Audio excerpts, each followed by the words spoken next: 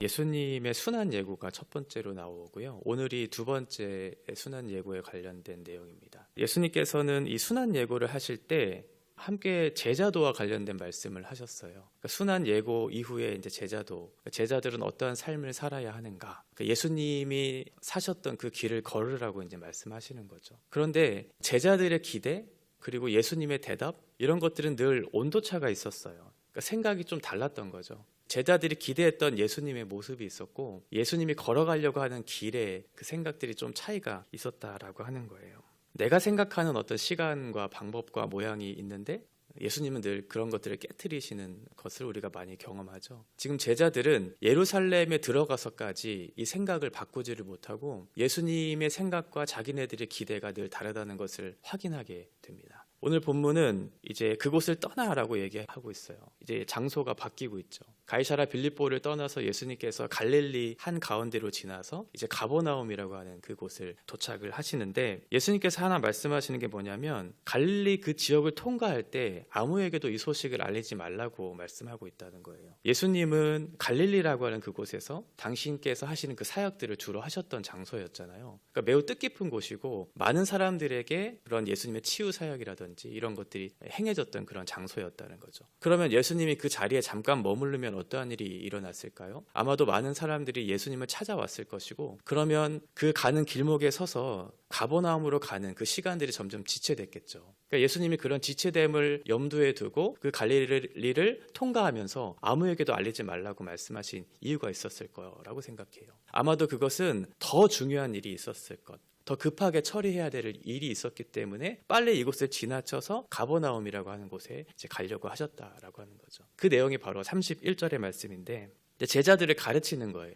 예수님께서 가장 중요하게 생각했던 것이 아마 이거였던 것 같습니다. 지금 제자들을 가르치는 것, 공적인 사역들을 마치고 이제 제자들을 불러서 따로 그 말씀을 가르치는 내용이죠. 바로 예수님의 죽음과 부활이라고 하는 그 말씀을 가르치기 위해서 서둘러 그 가버나움이라고 하는 곳까지 통과해서 가시는 예수님의 모습이 보여지고 있어요. 이 말씀 속에 가르치다 그리고 말씀하셨다 이 두 가지 단어가 다 미완료 형태로 쓰였거든요. 이건 계속해서 반복하고 있다는 그런 의미예요. 그러니까 예수님께서 처음부터 제자들을 데리고 다니면서 그리고 지금 통과하는 그리고 앞으로도 계속해서 반복해서 강조하면서 가르치는 말씀이 무엇이냐면 바로 예수님의 죽음과 부활이라고 하는 그 말씀이라고 하는 거죠.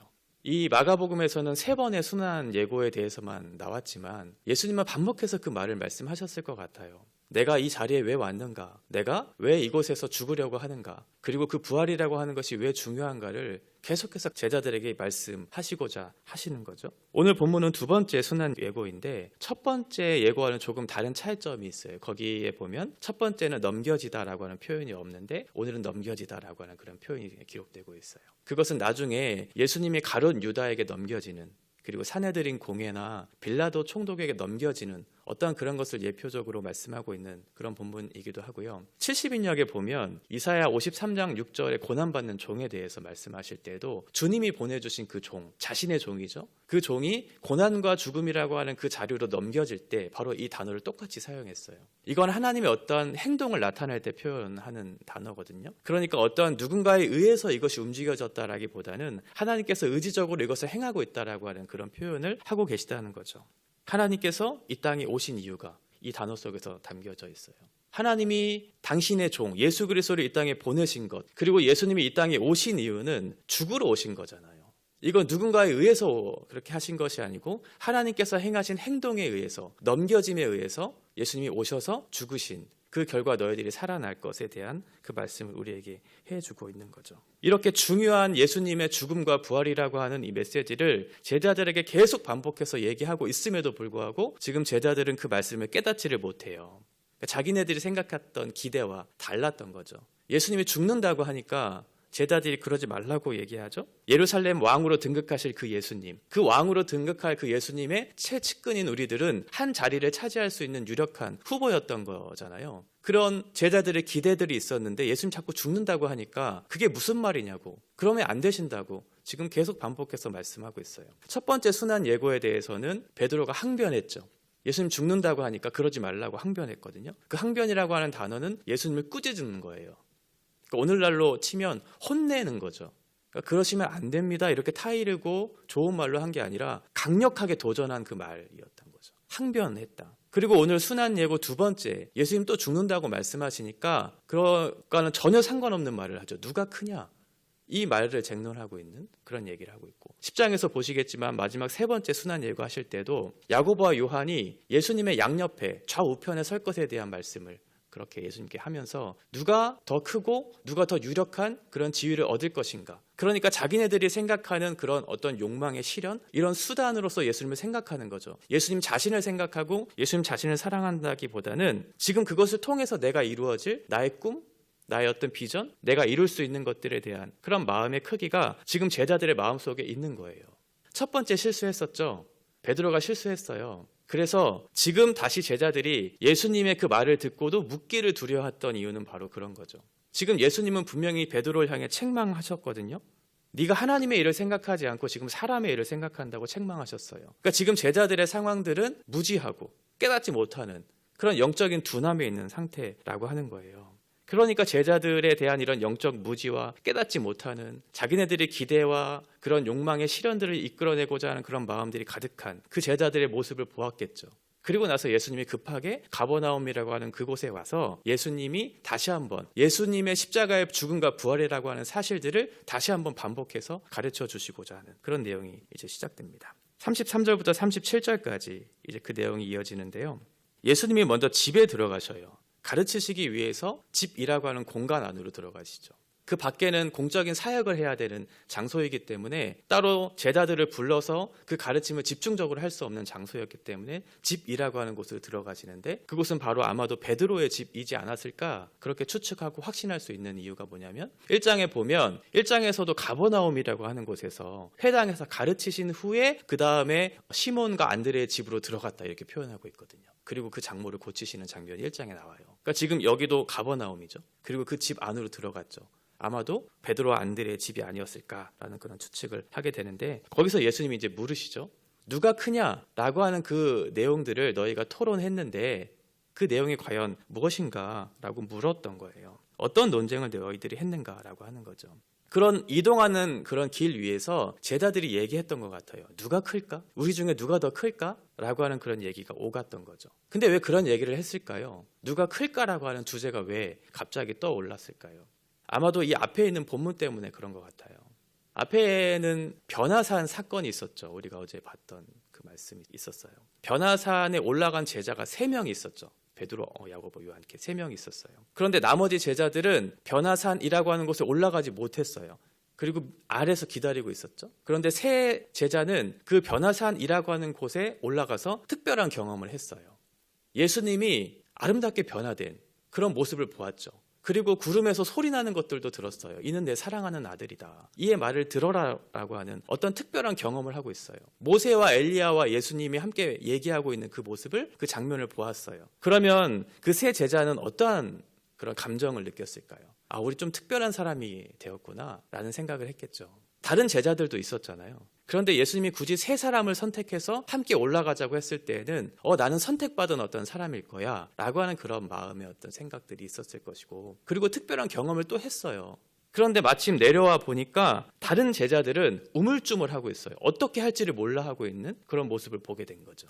귀신을 쫓아내지 못해서 우왕좌왕하고 있는, 축기를 실패하고 있는 그런 제자 그룹들이 서로 나뉘고 있는 그런 모습들이 이제 그려지고 있고, 서로 말은 하지 않았지만 마음속에 그런 생각들이 들었을 것 같아요. 저 3사람은 특별한 경험을 한, 우리들은 그렇지 못한, 이런 생각들이 오고 갔을 것이라고 하는 것이죠. 그러면서 자연스럽게 누가 크냐, 예수님의 제자들인 우리들 안에서 누가 크냐라고 하는 그런 생각들이 이제 들어왔던 것 같아요.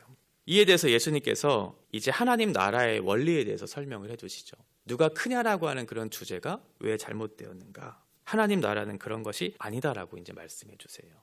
너희가 정말 첫째가 되고 싶은가? 너희가 큰 사람이 되고 싶냐고 예수님 물으신 다음에, 정말 그런 사람이 되고 싶으면 한 가지 조건이 있는데 말째가 되라는 거예요. 마지막이 되라는 거죠. 그리고 섬기는 사람이 되라고 예수님 2가지를 말씀해 주시죠. 끝이 되어서 섬겨야 한다. 낮아지고 섬겨야 한다. 그것이 너희들이 살아야 할 제자의 모습이다 라고 말씀하고 있어요. 예수님은 앞에서 십자가의 죽음에 대해서 설명해 주셨죠. 그건 예수님이 걸어갈 길에 대한 설명이었거든요. 나는 종이 될 거고 나는 섬기는 그 길을 걸을 거야. 그게 내가 살아야 할 소명이고 사명, 내가 이 땅에 온 목적이야라는 것을 먼저 밝히셨어요. 그리고 나서 제자들에게 이렇게 요청하시는 거죠. 내가 이 길을 걸을 건데 너희는 어떻게 살 거야? 너희는 어떠한 길을 걸을 거야? 라고 말씀하시면서 너희가 살아야 할 그 길은 누가 더 크냐, 누가 더 높은 자리에 올라서서 너희가 영광스러운 길을 걷는가, 그런 너의 삶이 아니라 종이 되고 낮아져서 섬기는 삶을 살아야 하고, 이것이 제자의 삶이라는 것을 예수님 말씀해 주고 계시죠. 그러면서 한 가지 원리를 설명해 주세요. 그게 바로 어린아이에 대한 얘기였어요. 너희가 제자의 삶을 바르게 살아내려면 이 어린아이와 같은 삶을 살아내야 된다는 거죠. 이 어린아이를 어떻게 대하는가를 보면 너희가 참 제자인가 아닌가를 확인할 수 있다는 거예요. 당시에 유대 사회에서 어린아이, 그리고 여자라고 하는 그런 존재들은 사람 취급을 받지 못하는 사람들이었거든요. 하찮게 대해도 되는 그런 사람들이었어요. 낮은 지위를 가지고 있고 힘도 없고 능력도 없는 그런 사람을 대표하는 사람들이었죠. 그런 사람들을 너희가 어떻게 대하는가를 보면 네가 진짜 제자인가 아닌가를 확인할 수 있다라고 하는 거예요. 그리고 너희가 앞으로 너희도 그런 취급을 당하게 될 텐데, 그런 취급을 당하게 될 때 이상한 것으로 여기지 말고 너희는 그 자리에서도 종이 되고 섬기는 삶을 살아내라고 말씀하고 있어요. 그런데 제자들은 곧장 실패해요. 나중에 10장에 보면, 13절에 보면 아이들이 오거든요, 예수님께. 근데 제자들이 그 말을 방금 전에 들었잖아요. 그런데 곧장 그 아이들을 꾸짖어요. 왜 오냐고. 그러니까 예수님 분명히 말씀하셨는데도 불구하고 한 귀로 듣고 한 귀로 흘리는 일들이 제자들에겐 있었던 거예요. 왜냐하면 자기네들이 생각하는 기대가 있었거든요. 그 기대를 벗어나지를 못하고 그것들을 통해서 내가 이루고자 하는 욕망들이 너무나 가득했기 때문에 예수님의 말씀을 듣기를 거부하는 그런 모습들이 있는 거죠. 하나님 나라는 그런 곳이 아니다. 경쟁하고 이기고 승리해서 너를 입증해내는 그런 곳이 아니다. 그런 사람들만 들어가는 곳이 아니다. 너희가 가지고 있는 부와 지위와 권력, 능력, 그런 눈으로 사람을 평가하는 곳이 아니다. 그렇게 사람들을 평가절하하면서 너희 스스로를 입증해내고 스스로를 우월감을 가지면서 누가 크냐 논쟁할 수 있는 그런 나라가 아니다. 너희의 대화 속에서 누군가가 상대적 박탈감을 느껴야 하는 그런 나라가 아니다. 차별이 없는 가장 낮은 하찮게 여겨도 되는 그런 사람조차도 너희가 존귀하게 여기고 동일한 사람으로 존귀하게 여겨야 하는 그 자리가 바로 제자의 삶의 자리라는 것을 말씀해 주고 있죠. 우리의 진짜 신앙, 그 신앙의 열매들, 이런 것들이 어느 자리에서 드러날까요? 여러 가지가 있겠지만 저는 그렇게 생각해요. 한 사람을 어떻게 바라보는가, 바라볼 수 있는가의 문제인 거죠. 그 한 사람을 바르게 대할 줄 아는 마음의 태도와 실력이 내 안에 있다면, 그러면 나는 예수 안에 안전하게 있는 사람이라는 것을 생각할 수 있을 것 같아요. 왜냐하면 어떤 한 사람을 바르게 대한다는 것은 내가 누구인지를 발견했다는 그런 반증이거든요. 내가 누구인가를 알았다는 건 하나님 앞에서의 내가 어떠한 사람인지를 알았다는 거예요. 나를 창조하신 하나님, 그분 앞에 섰을 때 내가 비로소 어떠한 존재인지를 확인하게 되잖아요. 그리고 나는 하나님 앞에 설 수 없는 존재라는 것을 인식하게 되죠. 그리고 나는 하나님이 없이는 살 수 없는 존재라는 것을 알고 필요해서 하나님을 전적으로 의지하게 돼요. 그게 죄인의 상태인 거잖아요. 애통하는 거죠. 하나님 앞에 나는 죄인인데 내 죄를 안고는 하나님 앞에 설 수 없는 존재라는 것을 인식했어요. 그러면 내가 누구인지를 바르게 인식했다는 것은 다른 사람을 볼 수 있는 눈이 열렸다는 거잖아요. 그 전까지는 내가 죄인인지 몰랐어요. 하나님 앞에 용감하게 살 수 있었던 존재였어요. 그런데 눈이 열려서 내가 누구인지를 알았다면 상대를 볼 수 있는 눈이 열렸다는 것, 그 사람도 하나님 앞에 어떠한 존재라는 것을 알게 되는 거죠. 내가 어떠한 자격이 있어서, 내가 어떠한 능력이 있어서 하나님 앞에 구원받은 사람이 아니구나. 그렇다면 내가 누군가를 대할 때 내가 가지고 있는 어떠한 근거를 가지고 사람을 대하는 것은 잘못된 것이구나 라는 것을 확인할 수 있겠죠. 내 옆에 있는 지체 혹은 내가 만나는 사람, 내 주변에 있는 어떤 사람을 바라볼 수 있는 눈, 어떠한 사람인가를 바라볼 수 있는 눈이 열렸다는 건 그 사람의 신앙이 어떠한지가 잘 드러난다는 표시이죠. 야고보 사도는 야고보서 2장에서 이렇게 얘기했어요. 우리 주 예수 그리스도에 대한 믿음을 너희가 가졌으니 사람을 차별하여 대하지 말라. 너희가 믿음을 가졌으니 사람을 차별하여 대하지 말라고 얘기하거든요. 그러니까 우리가 믿음이 없을 때에는 누군가를 차별할 수 있다라는 거잖아요. 반대로 얘기하면. 그러니까 믿음을 가졌다는 건 예수를 만났다는 거잖아요. 예수가 나를 어떻게 만나주셨다는 것을 알았다는 거잖아요. 그러면 차별할 수 없다는 거예요. 너희가 진짜 믿음을 가졌다면, 너희가 하나님 나라의 백성이 되었다면, 그 눈이 열렸다면 누군가를 바르게 대할 수 있게 되었다는 것을 얘기하고 있는 거죠. 예수님은 낮아지고 종이 되어서 섬기려고 이 땅에 오셨어요. 그리고 우리에게 그렇게 요청하세요. 그런 사람이 되어라. 이것이 예수 그리스도 자신을 영접하는 것이고 나를 보내신 하나님을 영접하는 것이라고 우리에게 말씀해주고 있죠. 사람을 보는 눈이 달라진 사람, 그 사람 존재 자체로 귀하게 여길 수 있는 그 사람, 외모로 사람을 판단하지 않는 눈이 열린 사람, 그 사람이 바로 그리스도인이죠. 우리도 그런 눈이 열렸으면 좋겠습니다. 때로는 우리의 마음속에 판단이 들어올 수 있어요. 그 사람의 외모를 보면서, 그 사람의 말과 행동을 보면서 판단이 들어올 수 있죠. 실수할 수 있죠. 그런데 우리의 눈은 다른 눈으로 그 사람을 바라볼 수 있어야 할 것 같아요.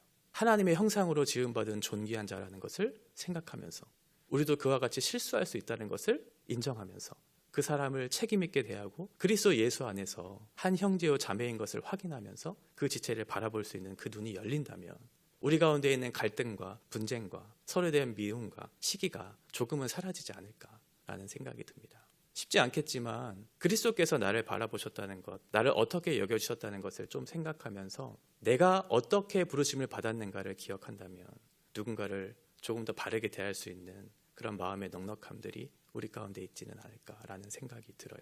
쉽지 않겠지만 서로 그런 눈을 가지고 서로를 바라보고 서로를 참아내고 서로를 바르게 대할 줄 아는 성숙한 우리 우면동교회 교인들이 되어주셔서 교회 안에서 그런 믿음의 교제와 누림이 있기를 바라고, 뿐만 아니라 우리 안에 누려졌던 그 믿음의 기쁨들이 우리가 만나는 곳곳에서 이웃들에게 그 복음이 증거되는 귀한 통로로 사용되어지는 그런 복된 하루와 또 우리의 인생이 되어주시기를 바랍니다.